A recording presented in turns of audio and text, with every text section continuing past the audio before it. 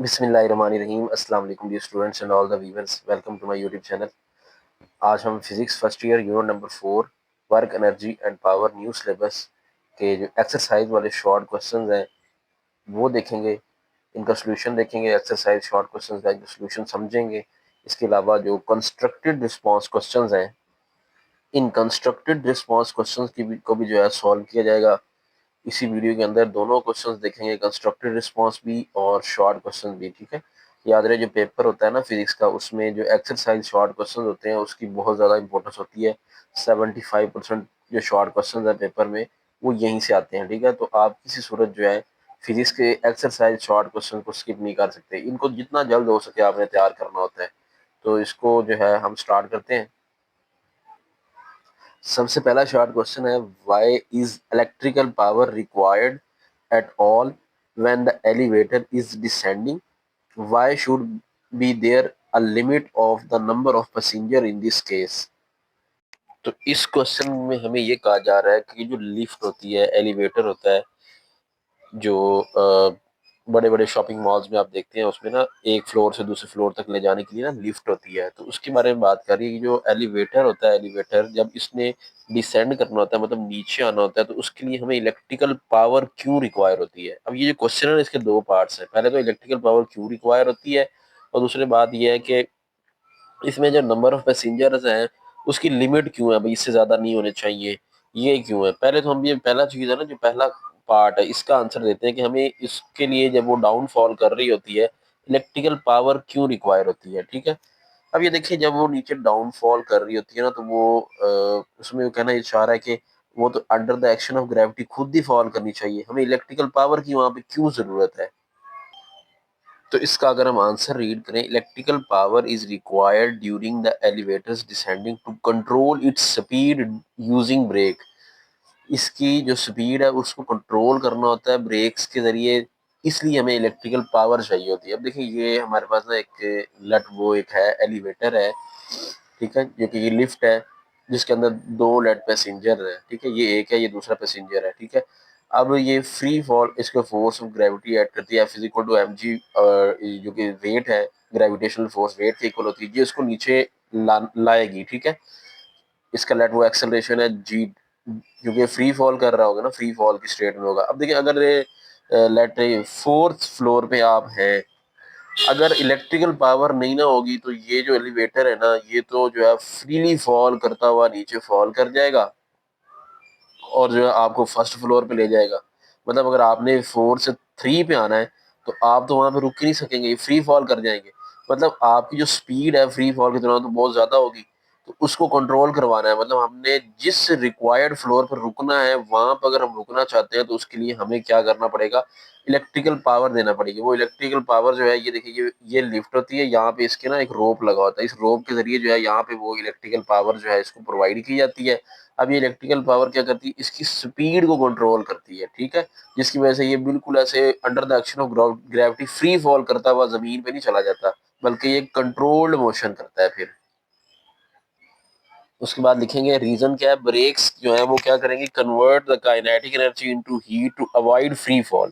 ये kinetic energy को heat में चेंज कर देंगी और फ्री फॉल से जो है वो लिफ्ट अवॉइड हो जाएगी, मतलब फ्री फॉल नहीं कर पाएगी, फुल स्पीड के साथ नीचे नहीं चली जाएगी।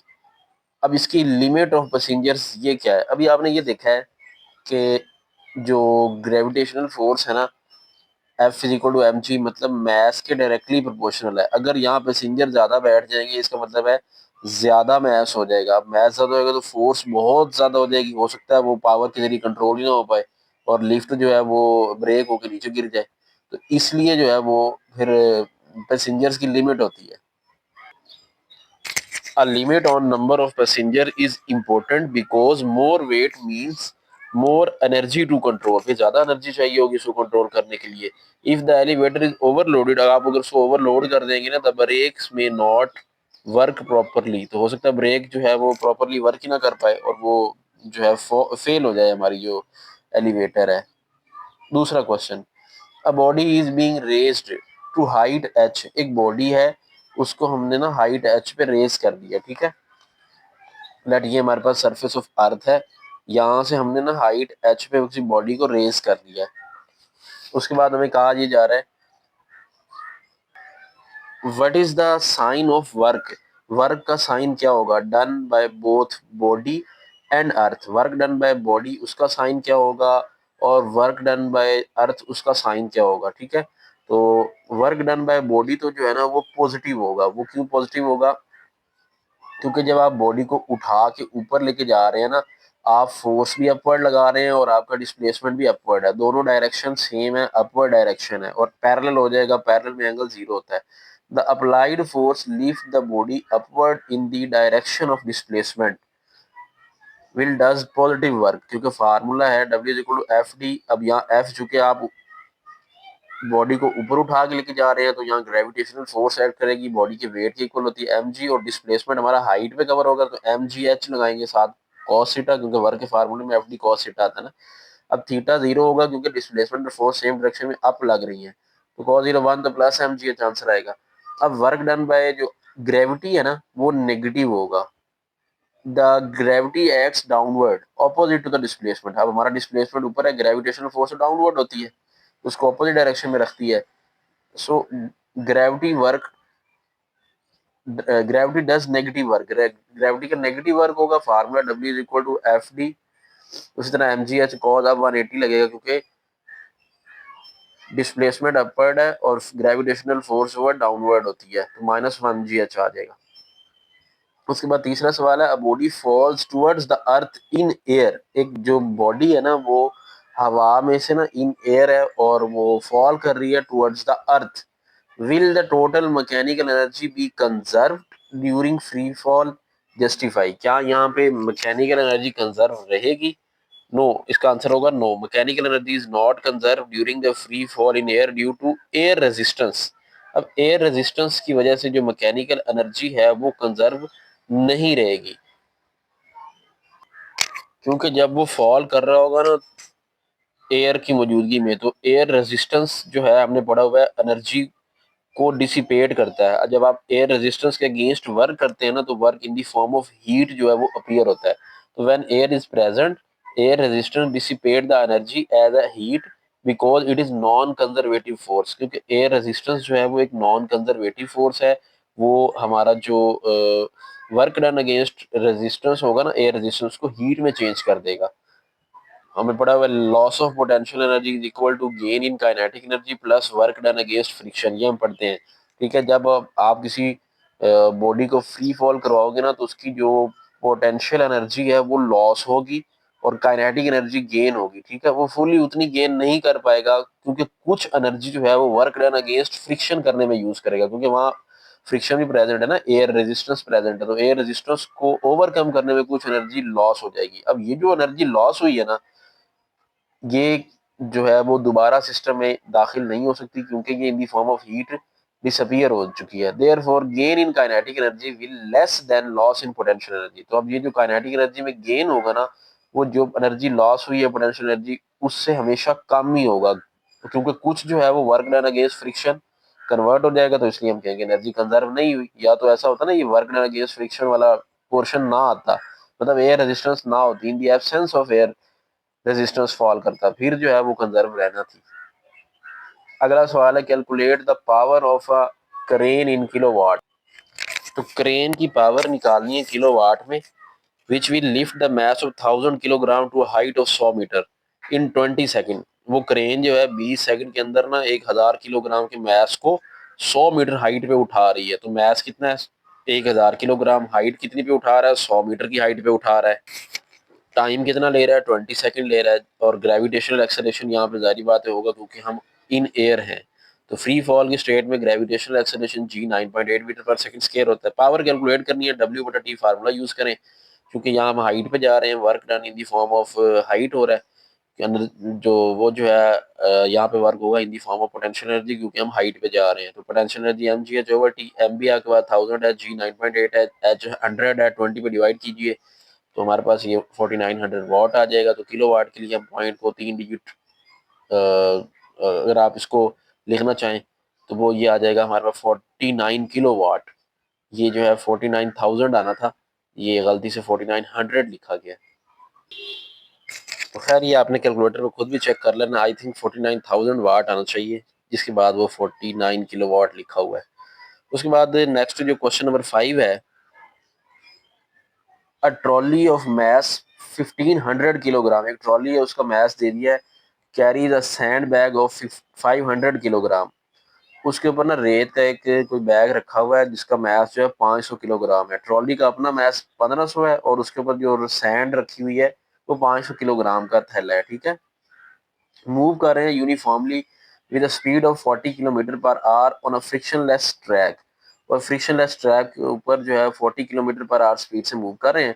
आफ्टर सम टाइम, थोड़ी देर बाद क्या हुआ, sand starts leaking out of the hole sand on the road at rate of 0.05 kilogram per second. थोड़ी देर बाद ना वो सैंड का जो है ना अपना थैला वो लीक हो गया, ठीक है। और कितनी लीक हो रही है उसमें से 0.05 किलोग्राम पर सेकंड के लिहाज से उस बैग के अंदर से सैंड लीक होने लग गया है। What is the speed of the trolley after the entire sand bags are empty. अब जब वो सारा लीक हो गया, खाली हो गया ना बैग, तो हमें ट्रॉली की स्पीड बतानी है।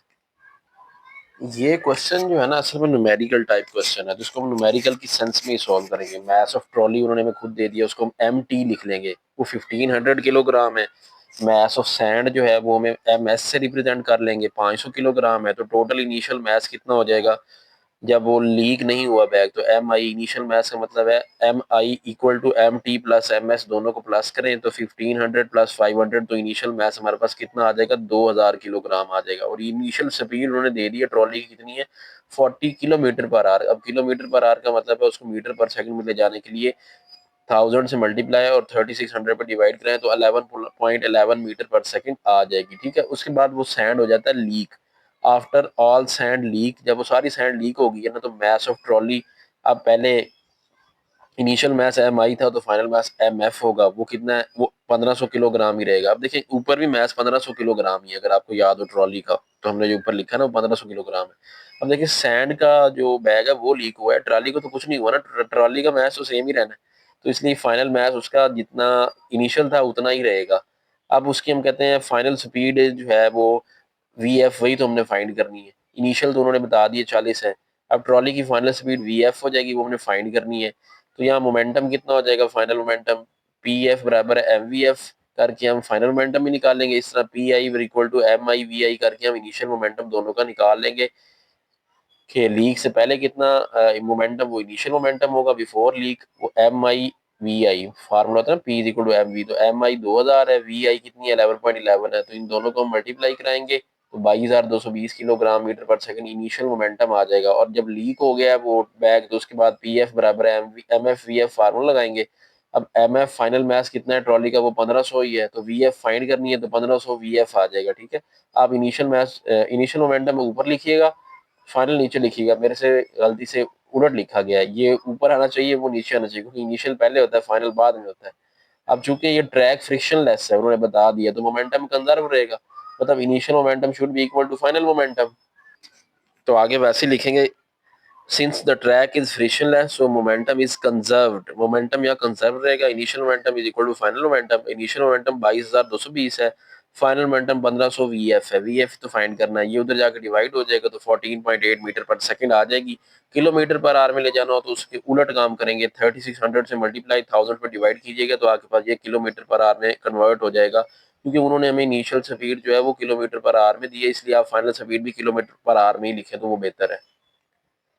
उसके बाद क्वेश्चन नंबर 6 है, give the absolute and gravitational unit of work on MKS and CGS system. अब आप एसआई यूनिट ऑफ सिस्टम तो पढ़ते हैं ना, इस तरह एमकेएस और सीजीएस सिस्टम ऑफ यूनिट भी होता है, ये ओल्ड है लेकिन अब आजकल एसआई चलता है। तो इसमें हमने ना एमकेएस और सीजीएस सिस्टम में सिर्फ जो है ना वर्क के यूनिट बताने हैं, absolute and gravitational unit of work बताना है, ठीक है। सबसे पहले एब्सोल्यूट यूनिट ऑफ वर्क की अगर हम बात करें, absolute unit of work are based on standard force and distance units, मतलब एक न्यूटन फोर्स अगर जो है किसी बॉडी को 1 मीटर डिस्प्लेस कराए तो वहां पे 1 जूल वर्क होता है, तो इसी सेंस में जो है एब्सोल्यूट यूनिट हम लिखते हैं। तो एम कैस में जो यूनिट है ना वर्क का, वो वही है जो स्टैंडर्ड यूनिट है वर्क का, one one unit force, one unit displace करें किसी बॉडी को इन द डायरेक्शन ऑफ फोर्स, तो इस तरह वर्क का यूनिट जॉल है, साथ में 1 न्यूटन मीटर, ठीक है, 1 जॉल 1 न्यूटन मीटर है, ठीक है। लेकिन सीजीएस, अब एमकेएस बोलते हैं मीटर किलोग्राम सेकंड को, और जो सीजीएस होता है ना ये होता है सेंटीमीटर ग्राम सेकंड, ठीक है। तो सीजीएस का मतलब है सेंटीमीटर ग्राम सेकंड। तो इसमें जो जॉल की जगह पे हम लिखते हैं ना वो अर्ज होता है, ठीक है। तो वर्क का यूनिट जो है यहाँ पे अर्ज होता है, और जो 1 अर्ज है ना वो 1 डाइन सेंटीमीटर के इक्वल होता है। फोर्स वैसे तो न्यूटन यूनिट है ना, लेकिन सीजीएस में डाइन होता है। डॉट जो मीटर है, मीटर की बजाय क्योंकि यहाँ सीजीएस है सी मीन सेंटीमीटर, तो यहाँ पे सेंटीमीटर आ जाएगा।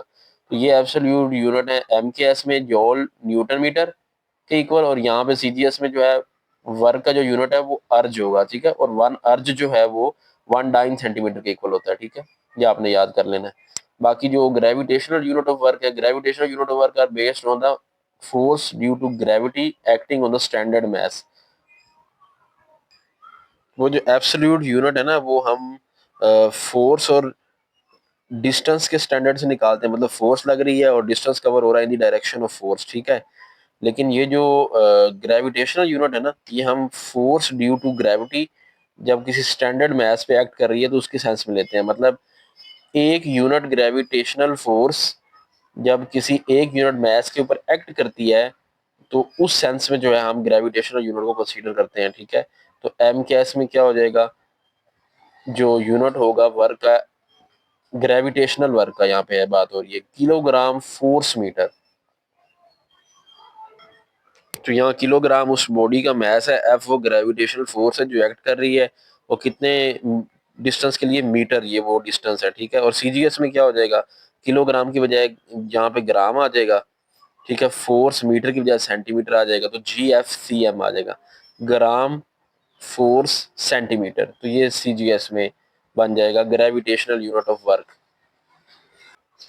उसके बाद ना क्वेश्चन नंबर 7 है, a body dropped from a height h reaches the ground with a speed of 1.2 gh square root, calculate the work done by air friction, ठीक है। अब एक ऑब्जेक्ट है जिसको हाइट h से जमीन पे फेंका गया है, और जब जमीन पे वो स्ट्राइक किया ना तो उसकी स्पीड इतनी थी 1.2 gh स्क्वायर रूट। तो कितना वर्क डन हुआ है फ्रिक्शन के जरिए, एयर फ्रिक्शन का वर्क कैलकुलेट करना है। ये भी एक किस्म का न्यूमेरिकल ही है, जिसमें हमें देखें उन्होंने बता दिया कि जो इनिशियल पोटेंशियल एनर्जी है ना जब वो बॉडी हाइट पे है उसमें mgh होगी, ठीक है। फिर वो जब फॉल किया है just before striking the ground, उसकी जो फाइनल वेलोसिटी है ना वो ये उन्होंने हमें खुद दे दी है, ठीक है। तो हम ये लिख लेंगे work done by friction W friction हमने ना कैलकुलेट कर लेना है, ठीक है। अब देखें लेट यहाँ से ना बॉडी फॉल कर रही है, अब यहाँ पे उसकी जो इनिशियल पोटेंशियल एनर्जी होगी, ठीक है, जब वो यहाँ पे फॉल करेगा तो उसकी पोटेंशियल एनर्जी लॉस हो जाएगी और काइनेटिक एनर्जी गेन हो जाएगी, ठीक है।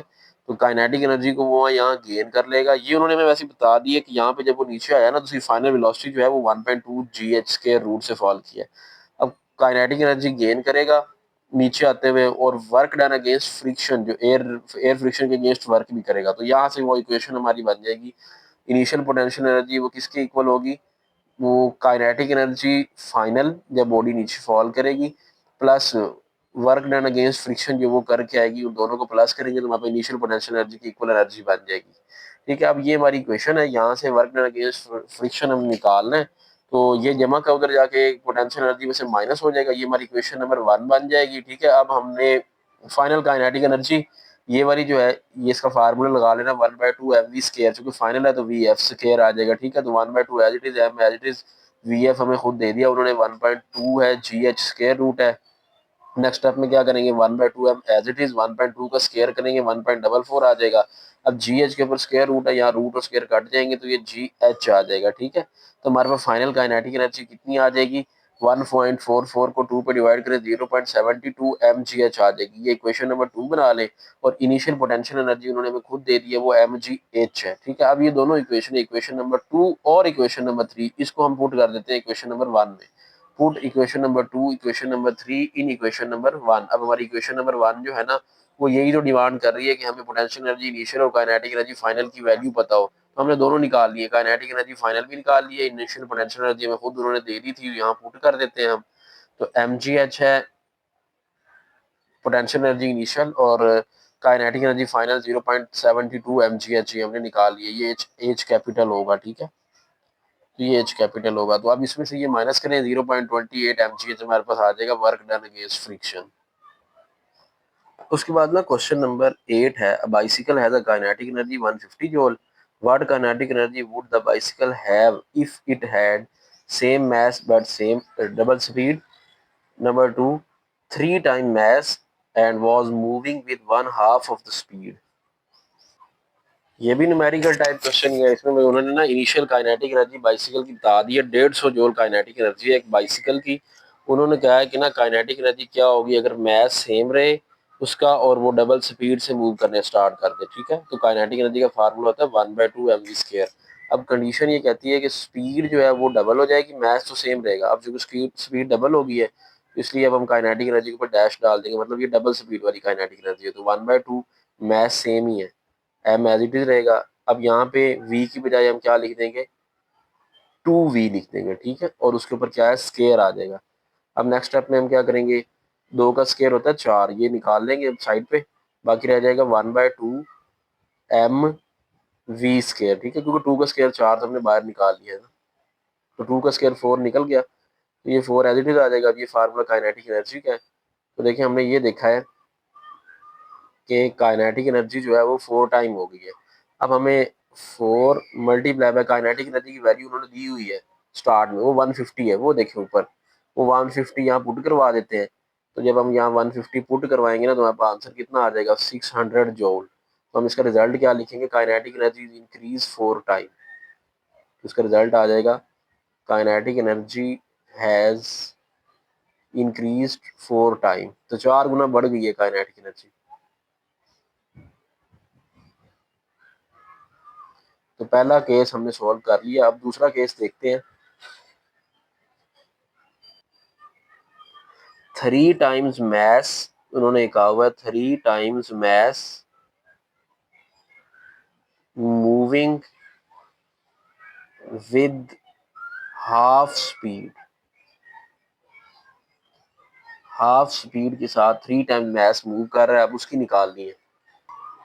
तो काइनेटिक एनर्जी का फार्मूला लगाएंगे, kinetic energy is equal to 1/2 mv²। अब कंडीशन ये क्या है, मैस जो है वो 3 टाइम हो गया, तो मतलब m prime is equal to 3, हम 3 टाइम्स, और जो स्पीड है वो 1/2 हाफ हो गई है, ठीक है। तो जस्ट यहाँ पुट कराएं, तो काइनेटिक एनर्जी, अब ऊपर हम ना इसके डैश डाल देंगे, ठीक है, ताकि ये पता चले कि ये हमारी जो गिवन कंडीशन है उसके वाली काइनेटिक एनर्जी, ये ऊपर मैं डैश डाल रहा हूँ। 1/2 एज इट इज, m की बजाय क्या लिखेंगे 3m, और v की बजाय क्या लिखेंगे 1/2v, और उसके ऊपर स्क्वायर भी है, ठीक है। अब जो कुछ सिंप्लीफाई होता है उसको कर लेते हैं। ये हो जाएगा 1/2 3m एज इट इज, यहाँ पे हो जाएगा 1/4v², ठीक है। अब आप ये देखें कि ये 3/4, ये हम साइड पे निकाल लें तो बाकी हमारे पास काइनेटिक एनर्जी का फार्मूला पूरा हो रहा है।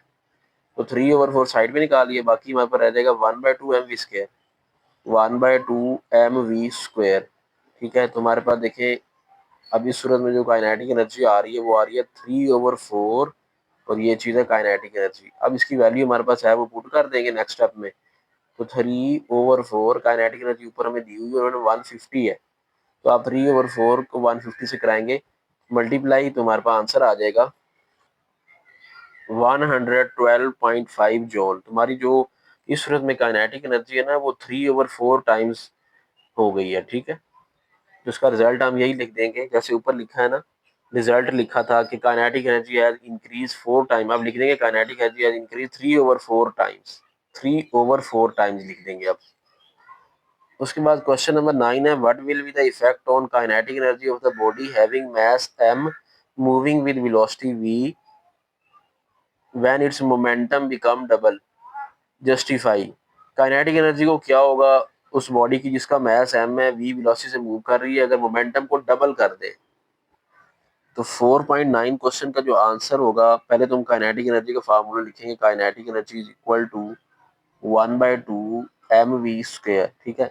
अब इसमें हमने बताना है कि मोमेंटम को डबल करें तो काइनेटिक एनर्जी को क्या होगा। देखिए यहाँ तो हमें कहीं मोमेंटम नजर ही नहीं आ रहा, पहले तो हमें यह मोमेंटम बनाना पड़ेगा। तो मोमेंटम का फार्मूला क्या होता है, P is equal to M V. अब यहाँ देखिए एम वी तो है, लेकिन ये यहाँ पे स्केयर नहीं होना चाहिए था, या यहाँ पे भी स्केयर हो जाए तो हम क्या करेंगे, यहाँ पे भी स्केयर बना लेते हैं, मतलब एम से मल्टीप्लाई कराएंगे तो एम पे डिवाइड भी करा देंगे। तो क्या करेंगे, multiply and divide by M. तो हम जब यहाँ मल्टीप्लाई और डिवाइड बाय एम करेंगे तो हमारे पास क्या बन जाएगा, kinetic energy is equal to 1/2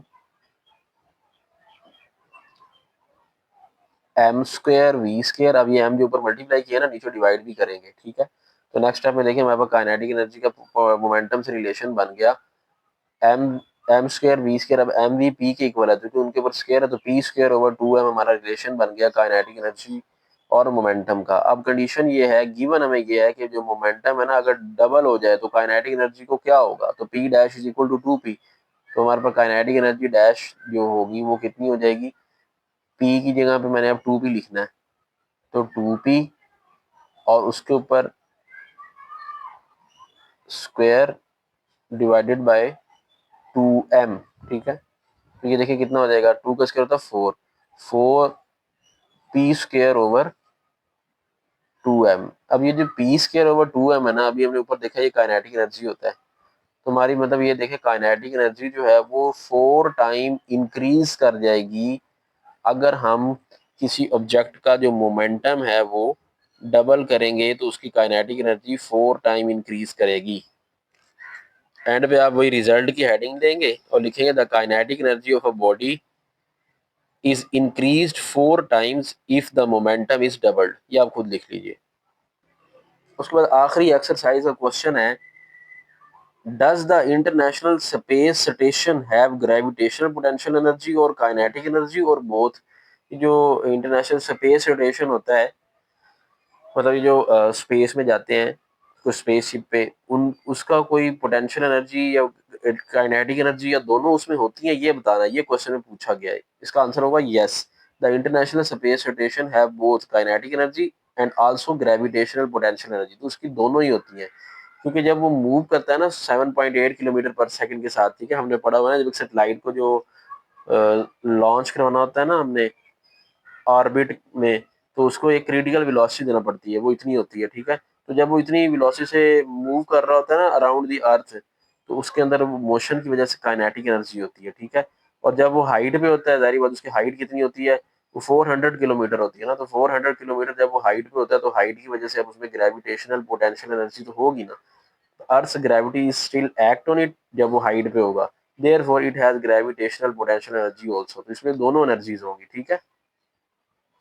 उसके बाद है कंस्ट्रक्टेड रिस्पांस क्वेश्चन। पहला क्वेश्चन है कि when will you say that force is conservative, give two condition.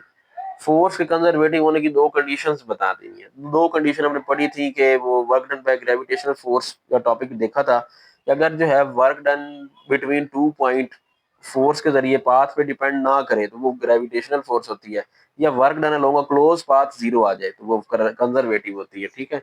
अब force is conservative if it's meet to condition. दो कंडीशन कौन सी है, पाथ इंडिपेंडेंस हो, the work done by the that force on object moving between 2 points does not depend on the path taken, ठीक है। तो एक तो ये कंडीशन फुलफिल हो जाए, दूसरी क्या है कि वर्क डन क्लोज पाथ में अगर हम कैलकुलेट करें तो उसका आंसर जीरो आ जाए, ठीक है। अब इसकी एग्जांपल क्या है, if you lift a book, अगर हम किसी बुक को ऊपर उठाते हैं और फिर नीचे रख देते हैं, अब देखें ये जो हमने वर्क किया ना ये जीरो होगा, नेटवर्क इसका जो है ना वो ग्रेविटी के जरिए वो जीरो होगा, क्योंकि रिजल्टेंट डिस्प्लेसमेंट जीरो, जहां से बुक उठाई वहीं पे वापस रख दी, तो ये नेट डिस्प्लेसमेंट जीरो, तो इसलिए ये जो है ना फोर्स जो है वो कंजर्वेटिव फोर्स होगी, फोर्स ऑफ ग्रेविटी। उसके बाद सवाल नंबर 2 है, स्टेटमेंट जरा देखें, अ लाइट एंड हैवी बॉडी, एक हल्की है और एक भारी बॉडी है, have the same linear momentum. अब उनका लीनियर मोमेंटम सेम है, मतलब मोमेंटम उनका कांस्टेंट होगा, which will have greater kinetic energy. इसमें अब काइनेटिक एनर्जी किसकी ज्यादा होगी, हैवी वाले की होगी ज्यादा कि लाइट मैस की होगी। देखिए इस तरह का क्वेश्चन ना हमने पहले भी पढ़ा है कि काइनेटिक एनर्जी और मोमेंटम का जो रिलेशन है ना, वो मैं अब ड्राइव तो नहीं कर रहा, डायरेक्ट लिख रहा हूँ। काइनेटिक एनर्जी और मोमेंटम का रिलेशन होता है पी स्क्वायर ओवर 2m, ठीक है। अब यहाँ से अगर आप देखें ना तो जो काइनेटिक एनर्जी है वो मैस के क्या है, इनवर्सली प्रोपोर्शनल है। ठीक है, अब उन्होंने बता दिया कि जो मोमेंटम है ना वो कांस्टेंट है, तो इसलिए मैं लिख रहा हूँ पी यहाँ पे कांस्टेंट है। अब पी कांस्टेंट है तो काइनेटिक एनर्जी जो है मैस के इनवर्सली प्रोपोर्शनल है। अब उन्होंने पूछा है कि ना एक हैवी मैस है और एक लाइट मैस है, किसकी काइनेटिक एनर्जी ज्यादा होगी। अब देखिए जिसका मैस कम होगा उसकी काइनेटिक एनर्जी ज्यादा होगी, तो हम इसका क्या लिखेंगे, so light body will have more kinetic energy. ठीक है, आसान सा क्वेश्चन था ये। तो ये हो गया, ऐसे करके आप लिख देंगे ये। इसमें बेटर है कि हम ना एक एग्जांपल भी दे लें। ठीक है, आप कोई कोई कोई भी डेली लाइफ से एग्जांपल दे लें कि अगर एक कार मूव कर रही है और एक हैवी ट्रक मूव कर रहा है। ठीक है, तो अगर उनका मोमेंटम कांस्टेंट हो तो किसकी काइनेटिक एनर्जी ज्यादा होगी, कार की। तो आप कैसे लिखेंगे, मैं ये बोल देता हूँ, आप लिख लें, a car and heavy truck are moving with same momentum, then car will have more kinetic energy due to its less mass। ठीक है, तो ये आप लिख लें। दोबारा मैं बोल देता हूँ, if a car and heavy truck are moving with same momentum, then car will have more kinetic energy due to its less mass। तीसरा कंस्ट्रक्टेड रिस्पॉन्स क्वेश्चन है, a motorcyclist is running with constant speed on a horizontal track. तो एक constant speed के साथ horizontal track में motorcyclist चल रहा है। ठीक है, is any work being done on motorcyclist if no net force is acting. अगर नेट फोर्स ना हो, क्या कोई वर्क होगा मोटरसाइकिलिस्ट के ऊपर। No work is done on the motorcyclist, इसका आंसर होगा नो वर्क इज डन। उसकी रीजन आप यूं लिखेंगे, if a motorcyclist move with constant speed then there is no acceleration. इसका मतलब उसमें फिर एक्सेलरेशन कोई नहीं है, कांस्टेंट स्पीड है तो एक्सेलरेशन जीरो होगा। ठीक है, it indicates that there is no net force. अब अगर एक्सेलरेशन नहीं है तो इसका मतलब नेट फोर्स नहीं है, क्योंकि Newton second law of motion के मुताबिक एक्सेलरेशन और फोर्स आपस में डायरेक्टली प्रोपोर्शनल होती है, ए डायरेक्टली प्रोपोर्शनल टू एफ। अगर एक्सेलरेशन नहीं है तो फोर्स नहीं है, अब फोर्स नहीं है तो फिर वर्क नहीं होगा। W is equal to F D cos theta formula है ना वर्क का, तो एफ जीरो हो जाएगी तो zero d cos theta zero आ जाएगा। चौथा है इस question, a force f acts on the ball moving with 14 meter per second speed brings its speed to 6 meter per second, has the force done positive work और negative work, explain. कह रहे हैं कि ना एक फोर्स है वो act कर रही है एक बॉल के ऊपर, वो बॉल जो है 14 मीटर पर सेकंड की वेलोसिटी से मूव करती हुई 6 मीटर पर सेकंड पे चली गई है। क्या इस फोर्स ने पॉजिटिव वर्क किया है या नेगेटिव वर्क किया है। अब देखिए स्पीड कम हुई है तो नेगेटिव वर्क ही होगा, तो here work done will be negative. ठीक है, according to work energy theorem change in kinetic energy of body is equal to work done. हम वर्क एनर्जी थ्योरम पढ़ते हैं, हमने पढ़ के आए हैं, ये टॉपिक पढ़ा भी था कि जब किसी बॉडी पे वर्क होता है वो उसकी चेंज इन काइनेटिक एनर्जी के इक्वल होता है। मतलब W is equal to kinetic energy final minus kinetic energy initial. अब यहाँ पे फाइनल वेलोसिटी कम है इनिशियल से, फाइनल देखिए 6 है, इनिशियल 14 है, मतलब कम हुई है, तो इसलिए फाइनल काइनेटिक एनर्जी जो है वो इनिशियल वाली से कम होगी। तो इसका मतलब है काइनेटिक एनर्जी जो है वो नेगेटिव होगी। ठीक है, तो इसलिए यहाँ पे जो वर्क है वो क्या होगा, नेगेटिव काइनेटिक एनर्जी के इक्वल माइनस उधर शिफ्ट कर दें तो काइनेटिक एनर्जी हमारी क्या हो जाएगी, नेगेटिव वर्क के इक्वल होगी। तो यहाँ हमारा नेगेटिव वर्क होगा क्योंकि हमारी जो स्पीड है वो डिक्रीज हो गई है। उसके बाद क्वेश्चन नंबर 5 है, a slow moving truck can have more kinetic energy than fast moving car, how is it possible.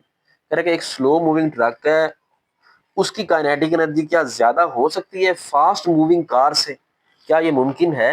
ये मुमकिन है, बिल्कुल मुमकिन है, क्योंकि काइनेटिक एनर्जी का फार्मूला ऐसा है, a truck large mass can result in great kinetic energy despite low speed। कहते हैं चूंकि ट्रक का मैस बहुत ज्यादा है ना, अब उसकी बेशक स्पीड कम है ना तो उसकी काइनेटिक एनर्जी ज्यादा हो सकती है क्योंकि उसका मैस बहुत ज्यादा है। क्योंकि काइनेटिक एनर्जी जो है ना वो मैस और स्केयर ऑफ वेलोसिटी पे डिपेंड करती है। ठीक है, मतलब मैस उसमें शामिल है। तो 1/2 mv² फार्मूला आप देख सकते हैं, काइनेटिक एनर्जी मैस पे और स्केयर ऑफ वेलोसिटी पे डिपेंड कर रही है।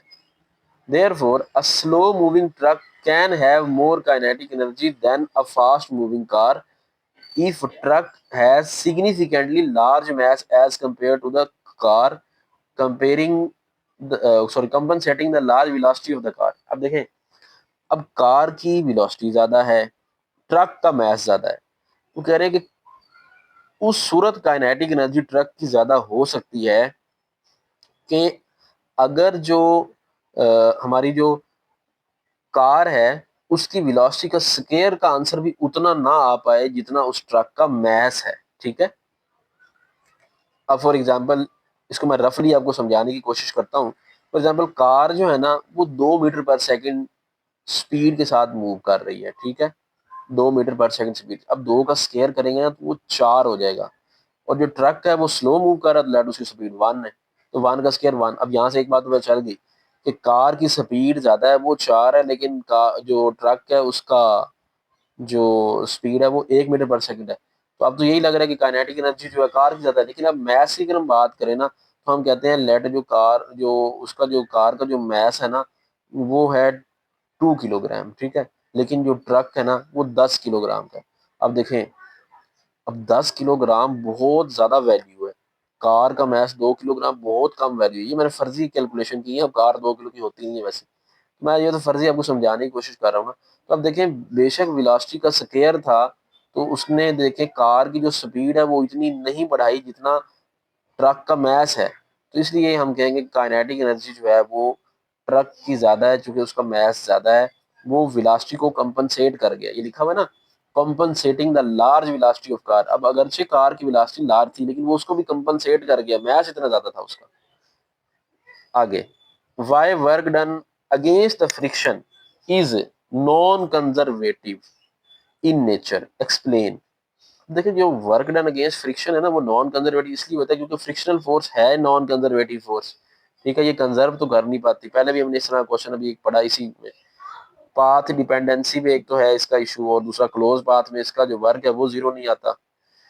Work done against friction depend on the path length, ये पाथ पे डिपेंड करता है। For example, dragging a box over a longer path results in more energy loss. ठीक है, तो ये पाथ पे डिपेंड करता है, अगर पाथ ज्यादा तो एनर्जी लॉस ज्यादा हो जाएगी। और close loop total work done close path वो भी जीरो नहीं आता इसका। एनर्जी डिसिपेशन, एनर्जी को ये डिसिपेट भी कर देती है। Friction converts the mechanical energy into heat. ठीक है, फ्रिक्शन का जो अगेंस्ट वर्क होता है ना वो हीट में कन्वर्ट होता है। देखते हैं जहाज उड़ते हैं तो वो हीट प्रोड्यूस करते हैं, जब वो रुकते हैं ना अगर आप उसको हाथ लगाओ जहाज गर्म होता है क्योंकि वो work done against air friction करके आ रहा होता है, तो in the form of heat convert होता है। दिस लॉस्ट हीट, ये जो हीट लॉस होती है ना, can not be restore to the system, ये रिस्टोर हो नहीं सकती। So mechanical energy is not conserve, तो एनर्जी भी कंजर्व ये नहीं कर पाता, तो इसलिए फ्रिक्शन फोर्स नॉन कंजर्वेटिव है इन सारी वजूहत की बिना पर। आखिरी सवाल है, does the wind contain kinetic energy, explain. क्या विंड में काइनेटिक एनर्जी होती है? बिल्कुल, विंड चूंकि मूव कर रही है तो उसका मतलब उसके पार्टिकल मूव कर रहे हैं, मोशन की वजह से काइनेटिक एनर्जी होती है, तो हम लिखेंगे yes wind has kinetic energy. Explanation, kinetic energy is energy due to motion. Wind consist of moving air molecule, तो विंड जब है ना वो मूव कर रहे होते हैं, एयर मॉलिक्यूल्स मूव कर रहे होते हैं। ठीक है, the kinetic energy in wind comes from motion of air particle, तो जो विंड में जो काइनेटिक एनर्जी है ना वो इन्हीं मोशन ऑफ एयर पार्टिकल्स की वजह से तो आती है। तो काइनेटिक एनर्जी ऑफ विंड का फार्मूला क्या है? Kinetic energy is equal to 1/2 mv²। अब यहाँ m क्या है? ये मैस है विंड का, और v वेलोसिटी है विंड की। तो साथ में बता देंगे m क्या है, या मैस ऑफ मूविंग एयर है, v वेलोसिटी ऑफ विंड है। और ये जो विंड एनर्जी है ये कहाँ यूज होती है? Use in wind turbine to generate electricity, तो ये विंड टरबाइन में इलेक्ट्रिसिटी जनरेट करने के लिए यूज की जाती है। ठीक है, तो ये exercise short question constructed response question complete हो गए। उम्मीद है ये आपको शॉर्ट क्वेश्चन सारे क्लियर हो गए होंगे। इस चैनल पर मैथ के लेक्चर्स भी फर्स्ट ईयर के अपलोड हो रहे हैं, इसके अलावा फिजिक्स के भी अपलोड होते हैं, तो चैनल को सब्सक्राइब करें, दोस्तों के साथ वीडियो को शेयर कर दें। मिलते हैं नेक्स्ट वीडियो में, अपना ख्याल रखिएगा, अल्लाह हाफिज।